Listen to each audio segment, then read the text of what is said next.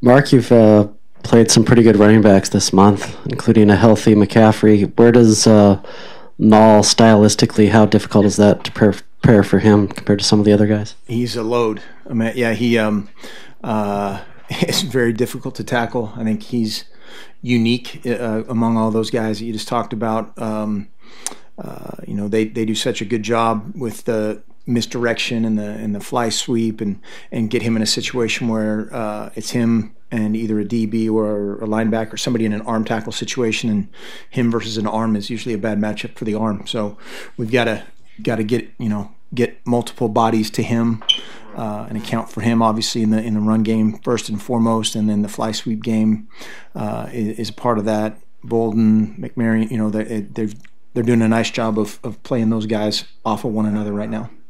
Scott?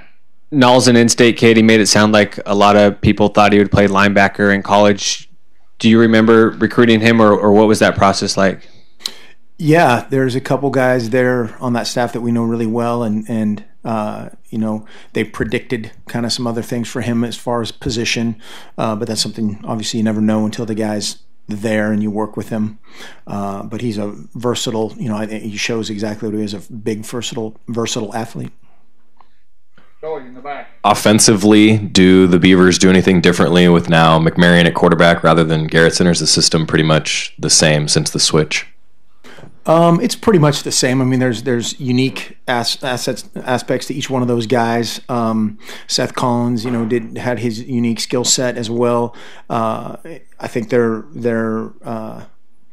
most productive when they've got all three elements of it going: the fly sweep stuff, the pound it run game, and then the play action pass off that. And they did a great job of that against Arizona.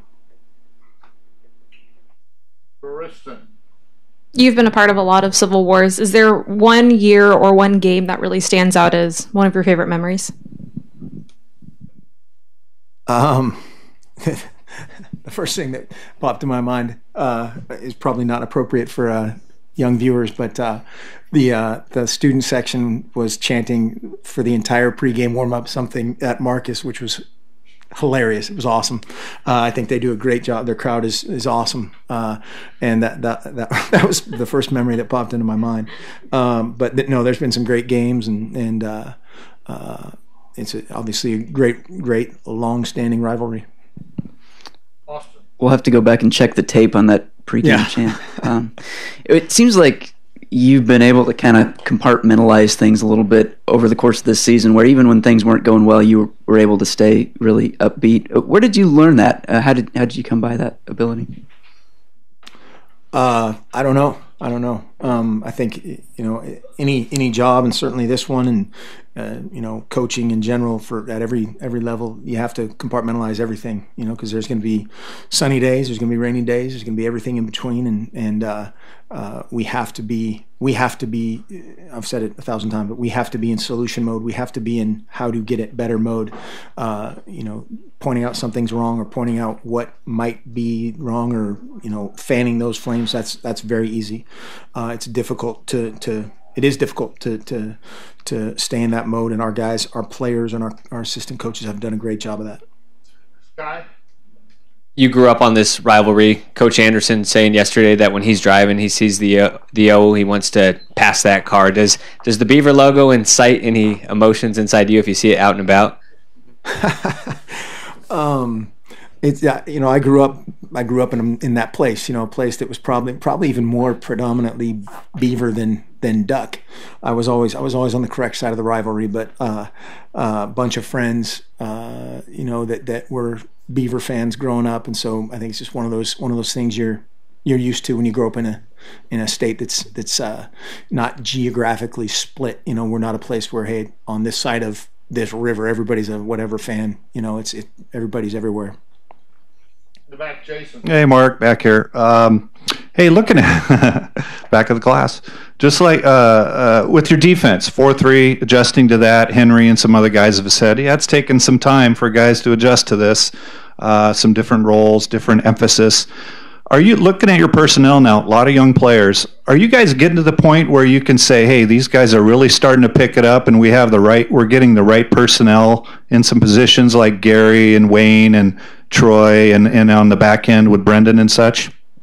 Not consistently enough, and that's not necessarily by any virtue of those guys, as much as just the availability issue, and we can confirm Rex Manu will be out for the year. Another gut punch inside there, and but yeah, there's some technical aspects to it that did take a little bit longer. It should be a lot easier to make that transition in my mind of being a two-gap defender where you're playing into an offensive player, and it's a little bit more attack than react versus this scheme is a lot more attack, and we've had a lot of not fight, but just you create so many habits. It's like, I don't know, jumping off of one foot for every time you shoot a layup, and then all of a sudden you have to do the other. You have to break that habit, and so we've tried to break those habits. But I think the guys, last week again was our lowest number of of mental errors, our lowest number of missed tackles, and those things certainly aren't mutually exclusive. Austin. Mark, would you describe your job as being fun? It looks from the outside like it wouldn't be fun all the time, but have you enjoyed being a head coach? Sunshine and rainbows. No, I got it's a great. I mean, I'm the lucky. I say that all the time too. I'm the luckiest guy in the world, and anybody that complains about this, in any way is psychotic. Are there some elements to it that aren't fun? Absolutely. Another coach in the conference sent me a text message when I first got the job, and he said congratulations and condolences, and so there you go. Question, Ryan? Yeah. I was just curious about the end of the Utah game. If was that your protocol all along? If you score late and go up 2 to not kick the extra point, or did you see something like the Broncos Saints game and just think of that? Just in that situation of a 2 second. 2 seconds. They can't run a play. You're from what you kick off to them. They can't down the ball and run a play, and so just tried to eliminate the risk of anything going wrong with the snap, the kick, the hold, or even a run play that you cause a fumble and scoop and score. Then it's a tie game, and so trying to just take that out of the equation. Sky. That's always pretty kind of thinking, or did you think of that along the way? It's in my mind, it's the case when they can't run a play. If they're in a situation where they can, in any way, shape, or form, run a play to, let's say it's a long play that you can get a penalty, and then in field goal, they're in field goal range, then that changes the thinking. Without diving too much down the injury road, it sounded like Herbert was a little dinged up in that Utah game. Less than 100% throughout this week as far as that hand, or what's his? He's 100%. It was kind of a fluky thing. But he's 100%. He's a tough dude. Back again to Jason. Hey, Mark, I just wanted to ask you a second question about the defense. So, looking at your personnel, it's a lot of the young guys, of course, you're recruiting too, but you like the way the personnel is going on defense as far as the improvement of the defense, and then what can these guys do in the off season to get even better on defense? Yeah, I mean, a lot of things. Obviously, everybody has to get bigger, faster, stronger, more functionally productive by position. We've already talked about a couple DBs that are probably going to end up maybe moving to linebacker, a couple linebackers moving to D end, just all those off-season things that you start to formulate at this point, and then not have guys medically retire if you can predict that, and not have however many guys that have had kind of some fluke-ish type of injuries.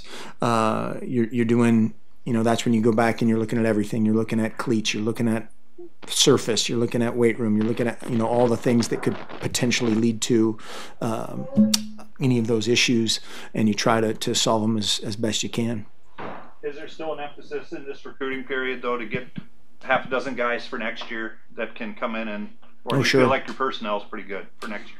No, we're all. I mean, we're going to recruit as many guys as we can. We'll cap out like everybody else at 85, but we're headed the right direction from a what's the right target to slot ratio on defense. Kristen. My question is not about football for a second. What is your favorite Thanksgiving dish? Stuffing. Follow up. Are you team turkey or team ham? Turkey. Thank you. Your players have all said ham, so. Well, there's a lot of guys that are screwed up right now. No. Mark, I think or both, but definitely turkey. I think what surprised a lot of people about when you guys had that losing streak was that was a team that had gone to Nebraska and played them up until, the final play there. What's the difference between that team that played at Nebraska versus the team that played at Utah last week? Those are probably two, arguably, the higher points. Obviously, a loss isn't necessarily something you guys enjoy, but that was probably the two best games you guys have played. Rephrase? Say that again? Yeah. Where has this team come from, that Nebraska game, to this Utah team? Is it the same team? No. I mean, that's the thing. College football every week is brand new. You've got guys that obviously there's the injury scenario that we've dealt with in and out of guys, back, forth, in and out like everybody. You've got guys that are, whatever, breaking up with their girlfriend or taking tests or doing all these things that change. I don't know if you were always 100% totally dialed in when you were 19, but a lot these guys are doing the same thing and then doing things in front of millions of people. And so trying to maintain that focus, maintain that drive and that competitiveness through all that stuff is everybody's battle. When you lose a couple games, then that's that much more challenging. But I think from a personnel standpoint, there's been a lot of movement. I had a couple guys go down in that game. Tyrell. Who else got hurt that game? Devin. There you go. And so you're kind of head on a swivel, moving your feet every week in terms of who's available, where they are from a confidence standpoint, and continue to improve. So just considering that, how are you guys able to find kind of that stability last week where, you said you cut down on all the mental errors? That's probably the best game you guys have played this. That's a great question. Part of it probably was just from what they do. Was a good matchup for our personnel at that point, and how we executed against what they did. And that's a little luck of the draw, but again, I think the key components there are continuing to stick together and play hard through the one-man errors that kill you. And we still had a couple of those, and we got away with. And so it's a constant deal. Does that say Portland City Squash League? Oh, it does. Wow. Anything else? Good note to end on. Yeah. Thanks. All right. Thanks. Squash on things.